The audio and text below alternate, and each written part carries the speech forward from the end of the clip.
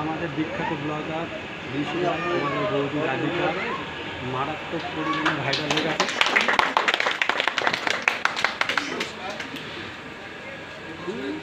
লাস্টে এসে ভাব করতে দেখে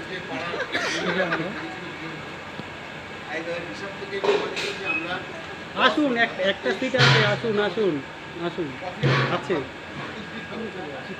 চলে এদিক চলে আসুন।